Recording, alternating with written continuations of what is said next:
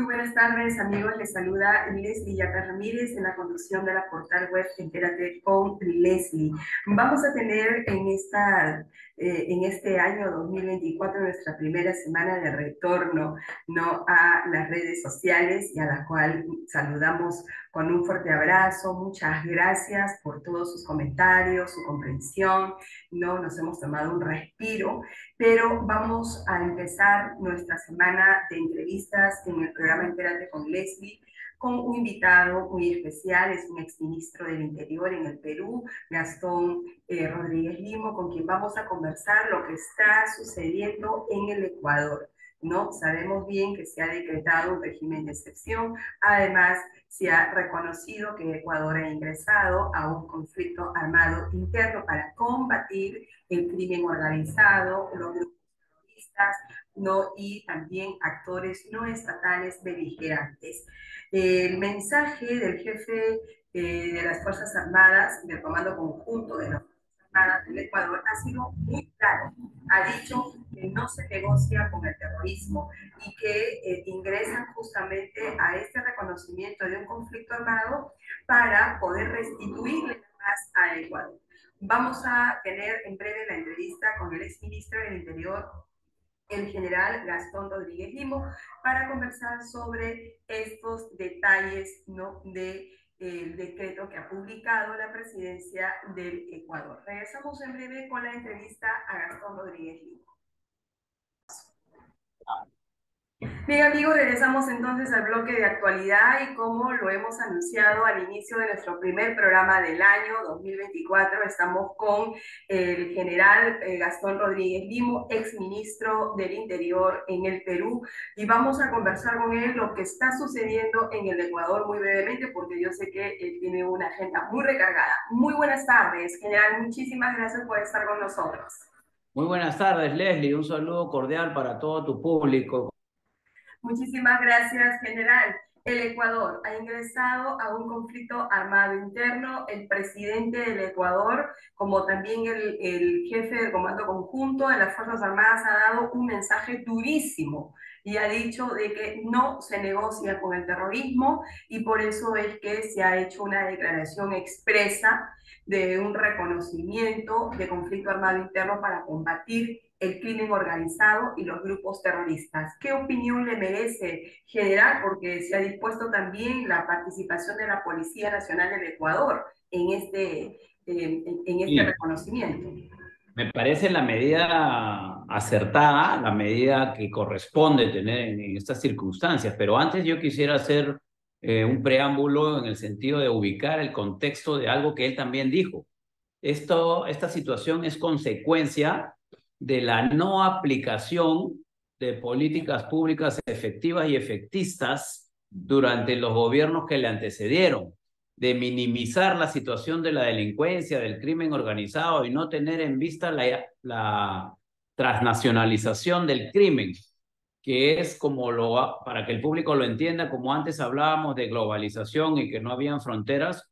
Hoy la transnacionalización del crimen supone modalidades delictivas de otros países que se ven instauradas rápidamente en territorios establecidos o en países, y que traen modalidades en las que hay extrema crueldad, nuevas modalidades como la extorsión, el préstamo gota a gota, situaciones de perfidia, es decir, de eliminar a quienes le dan una oportunidad de trabajo incluso, y todas estas cosas se van viendo, y si los gobiernos no actúan con firmeza, con decisión, lo que va a pasar es que va evolucionando este tema y se produce una explosión como la que ha habido en el Ecuador, en donde por la fuga de este delincuente cabecilla de los choneros, el alias Fito, se ha producido toda una vorágine delictiva pretendiendo, ojo, someter al Estado ecuatoriano y al pueblo en una situación de extremo pavor, ya ni siquiera de zozobra, sino de terror. Y eso definitivamente tiene que tener una respuesta con la contundencia que le ha hecho el presidente. Lo importante, Leslie, acá en el país, es que esto nos sirva de ejemplo para que si seguimos aplicando políticas tibias, mediáticas o paliativos, podríamos llegar en algún momento a que esta situación se desborde. Justamente ahí quería ingresar en el análisis en general, porque conocemos que usted es una persona entendida en materias de seguridad ciudadana. Y en este programa, de forma reiterativa, lo hemos invitado justamente para hablar de políticas de seguridad ciudadana. Y recuerdo perfectamente que el análisis se centraba justamente en una falta de decisión por parte del Sí, Ejecutivo, del Congreso, porque en materia de seguridad ciudadana es un conjunto de actores y no solamente está reducido al tema policiaco, ¿no es cierto? O sea, o al tema de serenazgos, no, sino que es un conjunto de instituciones y de actores, de ciudadanos, que también tenemos que estar en esta red, ¿no?, de preventiva en materia de seguridad ciudadana. Sin embargo, yo le pregunto lo siguiente. eh, México también tiene un tema de crimen organizado, ¿correcto? Y también ya de larga data por la presencia de los cárteles, del narcotráfico. En Perú tenemos un crimen organizado, tenemos una migración bastante fuerte en nuestro país, y que parte de esta migración ilegal que ha ingresado al Perú también tenemos extranjeros que están cometiendo delitos en nuestro país, lo cual no podemos hacer una generalización de todas las personas que están en condición no, de por supuesto que refugiados, no, ¿no? claro. Eso queda clarísimo.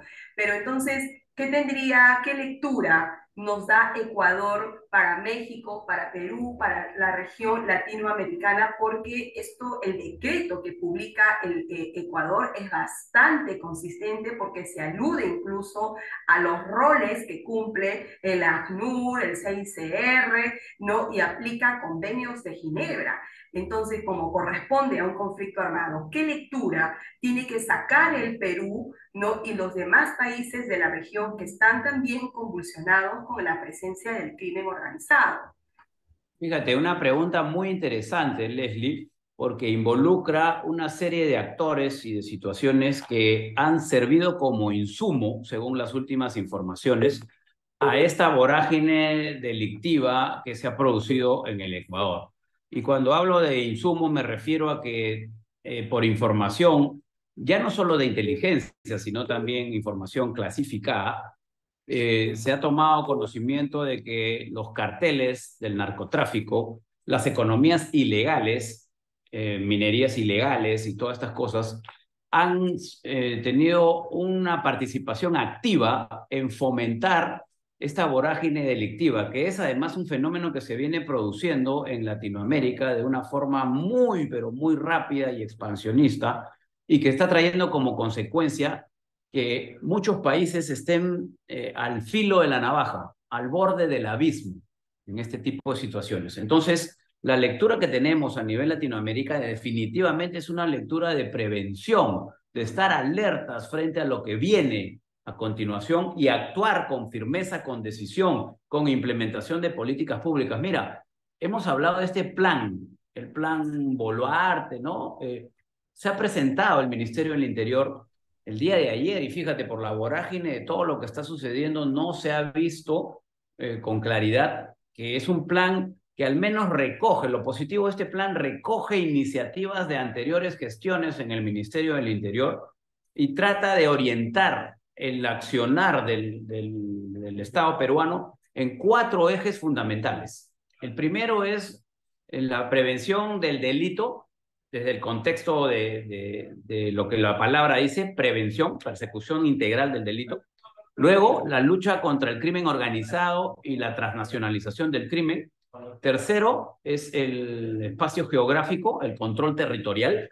Y el cuarto punto es la modernización de la Policía Nacional. Fíjate, si esos cuatro ejes conductuales se logran materializar a través de un gobierno que realmente se fije y dé las pautas necesarias, empezando por los presupuestos para poder viabilizar todo esto que está en el plan, podríamos empezar a tener una hoja de ruta o una línea de acción. Mira, por ejemplo, se prevé en este plan o se conceptualiza la creación de unidades especiales para resguardo de centros comerciales. Se prevé la inteligencia coadyuvando con el tema de los penales, una inteligencia especial para penales en donde actúe también migraciones y por qué no el Sistema de Inteligencia Nacional y el INPE para tener información precisa de aquellos delincuentes que estén tramando algunas acciones que, como bien sabemos, se dirigen desde los propios penales.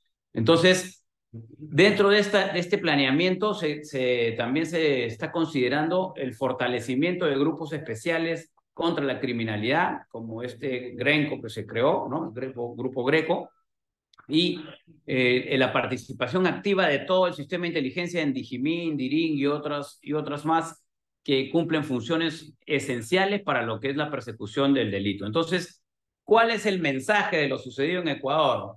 El mensaje es que la prevención y el accionar de los gobiernos tiene que ser ya, inmediato y con firmeza.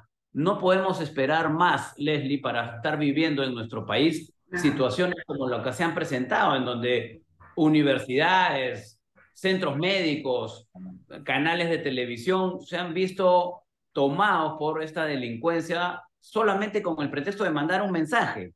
Y ese mensaje es: aquí estamos nosotros y somos los que mandamos en este territorio. Y eso no lo puede permitir ningún Estado. Por eso la reacción del presidente Noboa me parece al lugar y en el momento, ¿no? Se sienta un precedente importante también de cara a la lucha contra el crimen organizado, y es que de acuerdo a los estudios internacionales, pues teníamos simplemente el concepto clásico de que un grupo alzado en armas son de carácter convencional, tienen una definición, una característica: portar armas, uniformes, jerarquías, dominio de una parte del territorio y enfrentar de igual a igual en poder de armas a un Estado. Sin embargo, en el crimen organizado hay agentes no estatales beligerantes que portan armas, y los daños colaterales son tantos, igual o más, como si fuera un conflicto armado en cierta forma.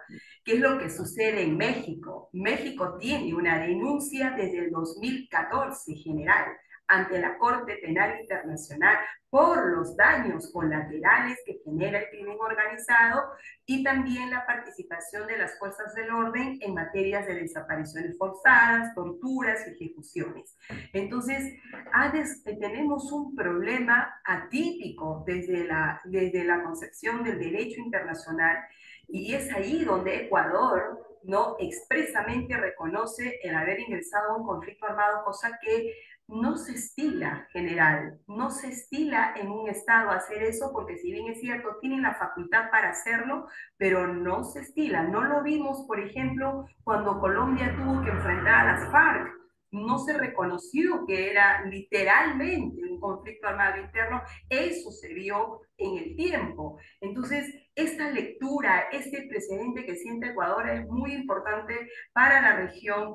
Y por último, en general, digamos, desde el crimen, desde la El lectura reconocer de, eso, perdón, Leslie, perdón que te interrumpa, el reconocer eso le da al vecino país del Ecuador una fundamentación de carácter legal por para supuesto. poder hacer un empleo de la fuerza Ajá. racional, ¿no? Sin abusos, pero sí con firmeza. Uh-huh. Y ese es el ejemplo que debemos de tomar en toda Latinoamérica de A eso. cómo enfrentar una situación de esta extrema gravedad. Pero mi análisis iba un poquito más allá, A de ver. no solamente reactivos, porque la reacción que ha tenido Noboa es espectacular, ha sido elogiada, ha sido analizada por diferentes países, ha sido comparado con el tema Bukele, pero no es solamente la parte reactiva cuando un Estado ya prácticamente está al borde del abismo, Ajá. sino de lo que se trata es de prever esta situación, y para Claro. prever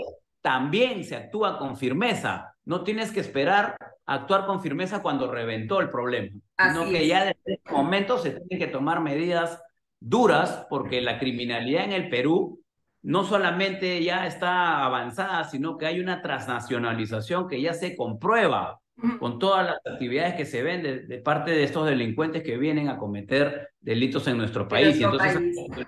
que El modus quería, operandi es distinto a lo que nosotros teníamos como una radiografía delictiva en el Perú. Hoy vemos pues, una y eso exploración. de muchas cosas.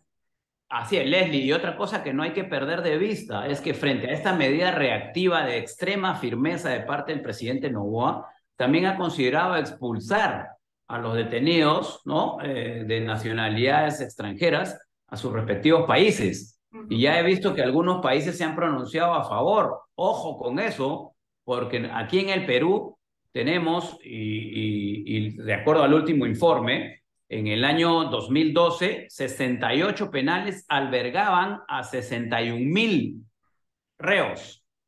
En el 2023, de 61.000 reos ha pasado a 93.000. Y los penales de 67 han pasado a 68. Es decir, un penal, mientras que la población ha crecido casi en 50%. Claro. Entonces, tú te vas a apoyar una medida de esta naturaleza con lo que significaría traer, no sé, pues 200, 500 detenidos del Ecuador, donde no tienes dónde ponerlos, con un hacinamiento total y con ideas sumamente violentas. ¿Para qué? Para fortalecer la transnacionalización del crimen en nuestro país. Yo Mm. creo que eso es algo que el gobierno tiene que meditar y no sumarse solamente a realidades de repente de otros países o con ideologías de otro tipo que puedan estar fomentando este tipo de situaciones que yo lo veo totalmente negativa para nuestro país. Muchísimas gracias, General Gastón Rodríguez Limo, por su intervención. Excelente, gracias por el análisis. Nos ha clarificado muchos puntos como de costumbre y será hasta una nueva oportunidad en el programa Entérate con Leslie. Muy buenas tardes. Saludos cordial, Leslie, para usted y para todos los televidentes que la siguen en su programa. Muy buenas tardes. Muy buenas tardes, General.